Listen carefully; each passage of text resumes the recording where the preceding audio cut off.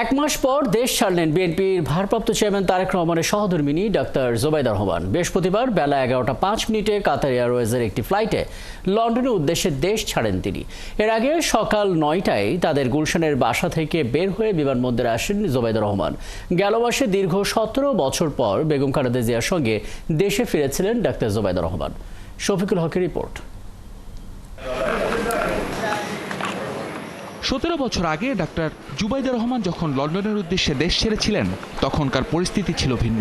Fascist Awami সরকারের রোষানলের শিকার হয়ে রাজনৈতিক মামলা নিয়েই স্বামী তারেক রহমান সহ দেশ ছাড়তে হয়েছিল তাকে। 5 আগস্ট ছাত্র জনতার অভ্যুত্থানে শেখ হাসিনার পতন হলে মিথ্যে মামলা থেকে মুক্তি মিলতে থাকে জিয়া পরিবারের সদস্যদের। এরই ধারাবাহিকতায় শাশুড়ি বিএনপি চেয়ারপারসন বেগম খালেদা জিয়ার সঙ্গে গত মাসের 6 তারিখ দেশে ফেরেন ডাক্তার জুবাইদা। 1 মাস দেশে থাকার পর ঈদুল আজহার সামনে রেখে স্বামী বিএনপির ভারপ্রাপ্ত চেয়ারম্যান তারেক রহমানের কাছে ফিরছেন ডাক্তার জুবাইদা। বৃহস্পতিবার সকাল 9টায় গুলশানে বিএনপি চেয়ারপারসনের বাসভবন ফিরোজা থেকে বের হয় জুবাইদা রহমানের গাড়িবহর।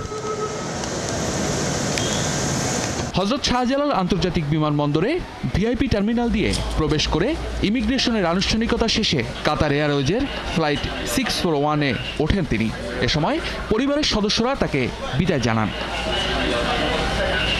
গেল 1 মাসে হাসপাতালে ভর্তি মায়ের সাথে দেখা করা ছাড়াও বেশ কিছু অনুষ্ঠানে অংশ নিতে দেখা যায় ডাক্তার জুবাইদা রহমানকে। শফিকুল হক, 71, ঢাকা।